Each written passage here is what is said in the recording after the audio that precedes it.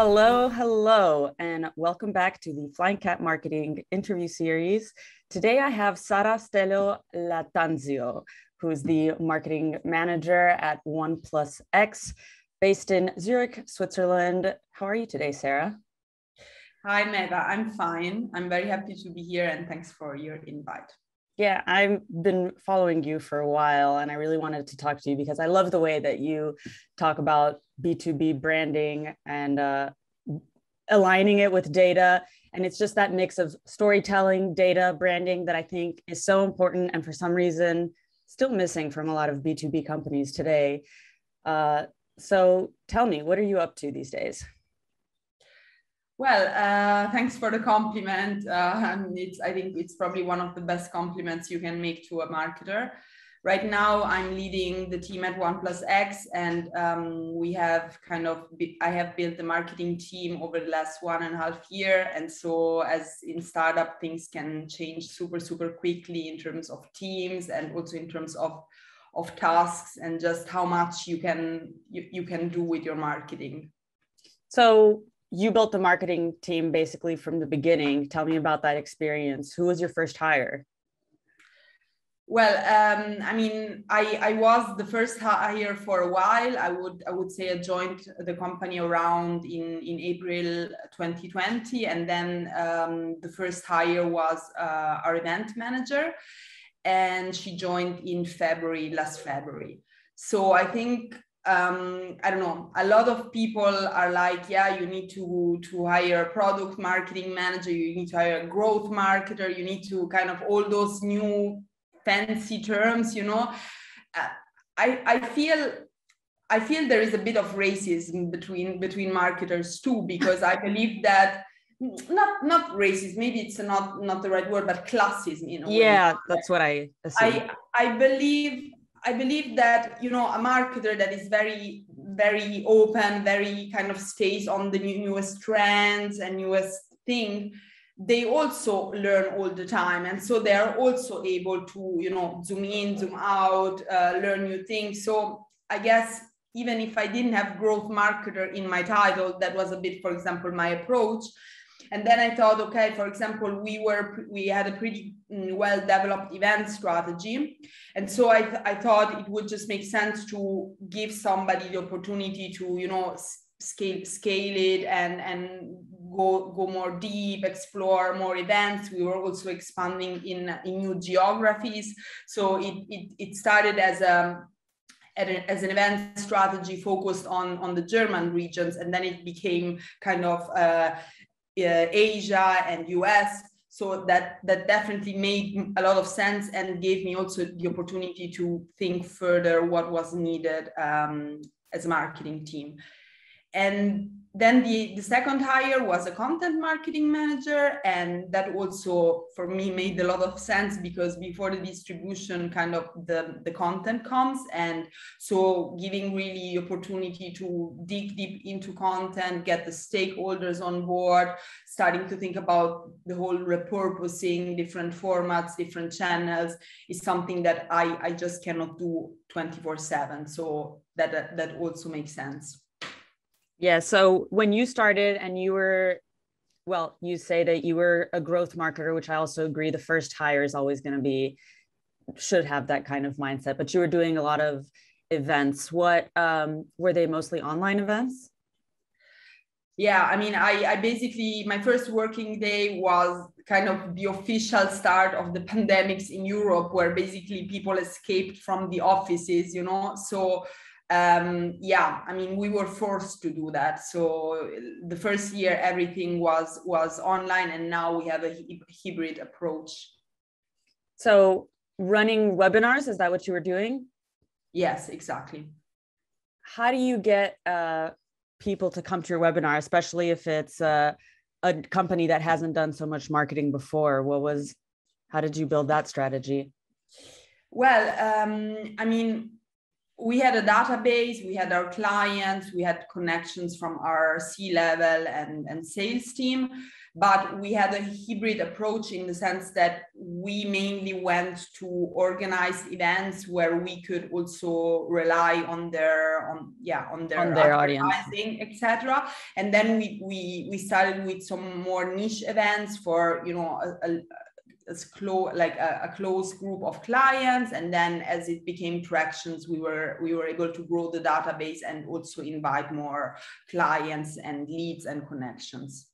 So what was the metric of success that you were tracking for these events? Well, definitely participation, and then inbound emails after the events, follow-ups, and these type of things. Yeah. Sorry, I wanted to say, I mean, we are a B2B company with very, very long sales cycles and kind of enterprise level. So it's never really, we're not operating on large numbers, definitely. That ties pretty well into the next thing I was going to ask, which I think is really important for enterprise companies. And I know that you agree because I've seen your content that you've been publishing. I wanted to talk a little bit about brand. I know that 1plusX recently underwent a rebrand and that it took a good amount of time. Can you tell me about that experience and why it's important to focus on brand for B2B? Yeah, sure. Well, as a background information, yes, I'm bashing basically on poor marketing and sales alignment, on kind of execution before strategy all the time. So yes, I'm very consistent with that. And yeah, so when I joined the company, for me, it was like, oh my God, I have so much on my plate. I'm a one person. I could basically, you know, lose myself in everything. And so I decided to really focus on the essential, which is before activating anything, we need to create a strong message, a strong position, a strong brand, which obviously, I mean, it's not like we're talking of Coca-Cola. So it's clear that it will be a dynamic brand that we need always to refine it. But I decided kind of to relaunch the website and build the positioning, like in the sense, bring all the C-level together, do some customers interviews and ask ourselves really, who are we? For what do we want to be known? And this was really, I think, also for the C-level team, very enlightening, because I mean, they've been running the business since it was founded in 2015, but probably, you know, it was the first time that somebody came and pushed them against the wall and say, okay, now let's define the commas. And I guess it's something that definitely we benefited from. I like that you mentioned earlier, you're bashing a lot on poor marketing and sales alignment. How do you manage internally to align sales and marketing the right way? I mean, I get that. I also agree that marketing is responsible for creating pipeline of sales, then needs to close that pipeline. At the end of the day, sometimes a lot of companies are pushing for different KPIs that makes it difficult to actually, it seems like, yeah, we're getting MQLs, but if that's the KPI, it makes it harder to focus on things that are really going to build the brand, that are really going to generate demand. So how do you stop that from happening, and how do you get marketing and sales to align? Well, this is still an ongoing collaboration. I say collaboration, I don't say battle. So I guess we are still in the process of really kind of finding our way there. And I guess my vision, my desire is to shift more and more towards, you know, really, as everybody says, revenue rather than MQLs, especially because I believe that in such a business with such services and long sales cycle, it's really not about the numbers. But I mean, we are really now scaling the content. We're also, then when we have more content, we will be able to do more campaigns as well. And so I guess it's still really, it's rather for us, it's now the moment to focus more on really becoming good at doing content. Because I believe that nowadays, yeah, I mean, you can build your demand generation engine just with good content. So for the moment in Paradox, it maybe makes also more sense to be a bit more transactional, just to, you know, collect data, also collect maybe data for a case to change later, you know, that's also very smart maybe. But yeah, that's where we're at. Okay, so how do you start your content strategy from the beginning? I know you said you have your content marketing manager already, but you must have some high level direction to give them on that, especially since you're so focused on aligning sales and marketing. Yeah. So I guess what we need to be good at, what we need to kind of be better at is, I mean, we are now pretty okay with PR, public relationship, and all of that. We need to still become better at mastering the shift between kind of more self-serving content and corporate content, and being able really to draw like storytelling kind of stories, educational content, all of this.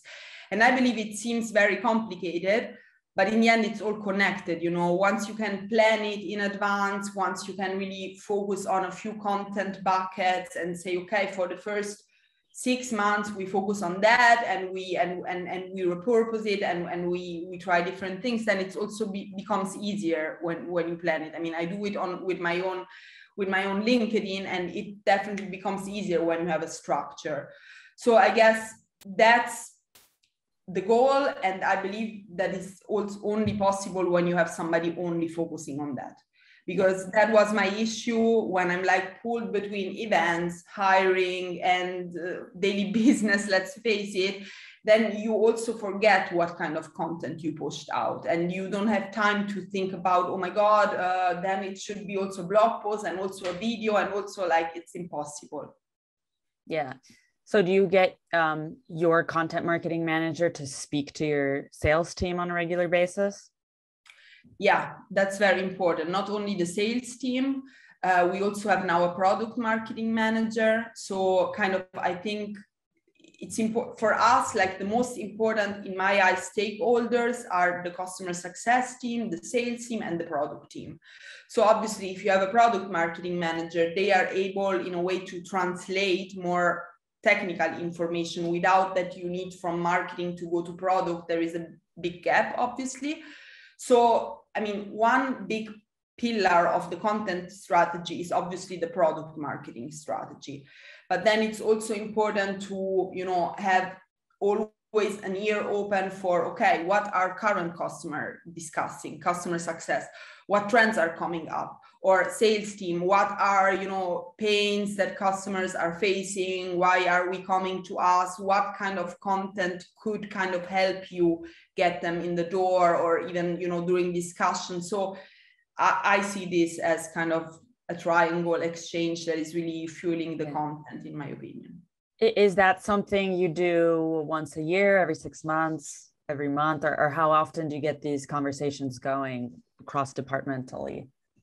No, I believe this, like once a year, forget it. Once a year is probably to really align on the next 6 months. I think it should be weekly. I think also going back to what we said before, the demand generation, all of those things, I mean, it should be part of an ongoing discussion that is kind of reported, discussed every week. I mean, if a sales team would discuss pipeline every 6 months, they can shoot themselves, right? So yeah, it's the same. Yeah. It's the same. I think it's really the mindset shift of saying, okay, marketing is not segregated in the department. It's really, we are one team, and content is one part of driving the business, in my eyes.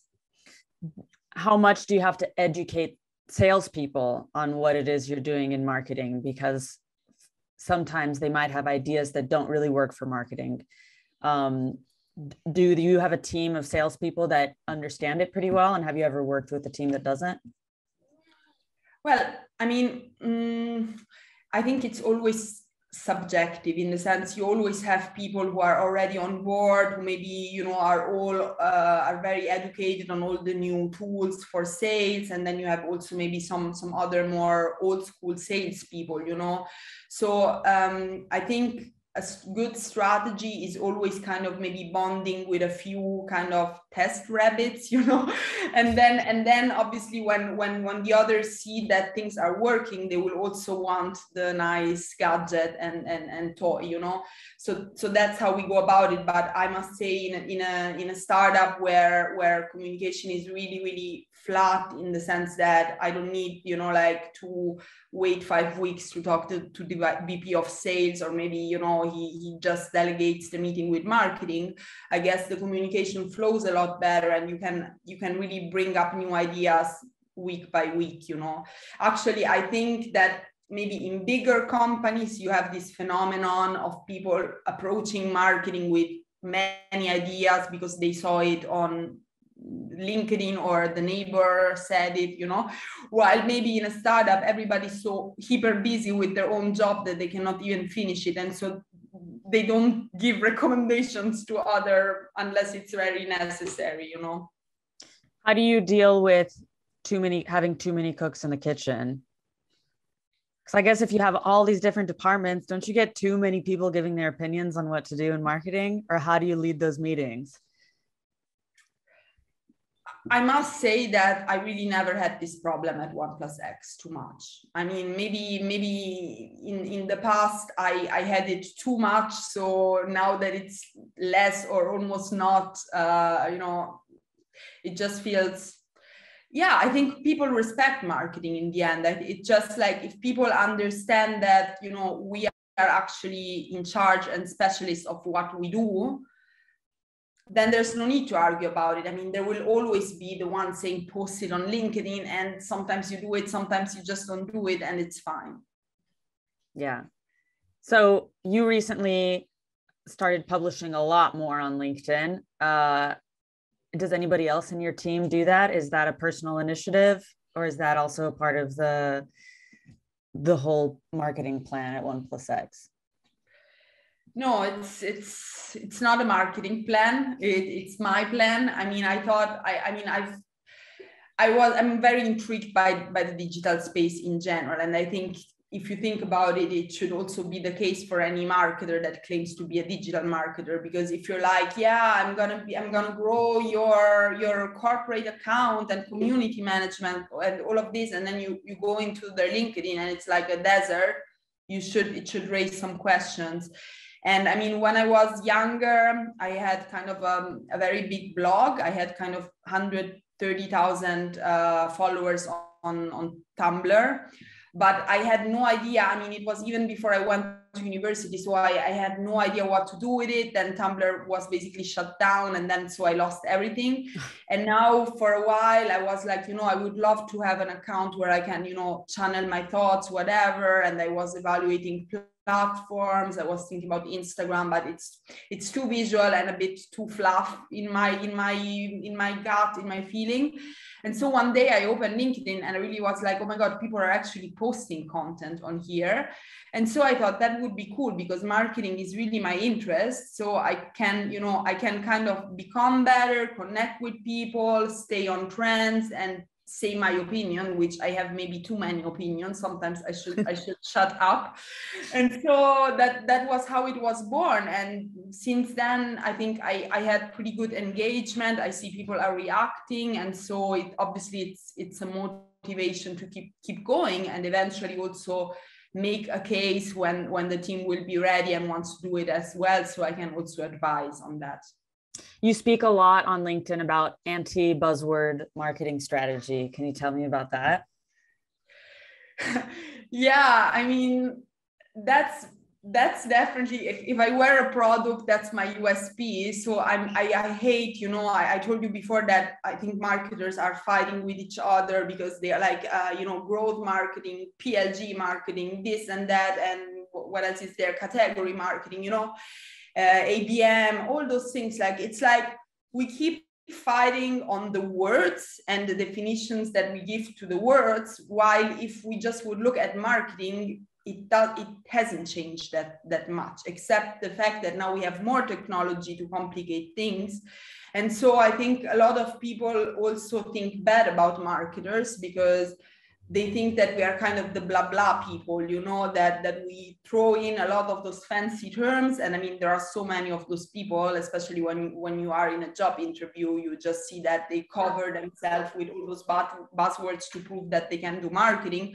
But then when you're like, okay, in practice, how does that work? Bad, you know? And so I just want to fight a bit the stigma that there are also marketers who really can actually walk their talk.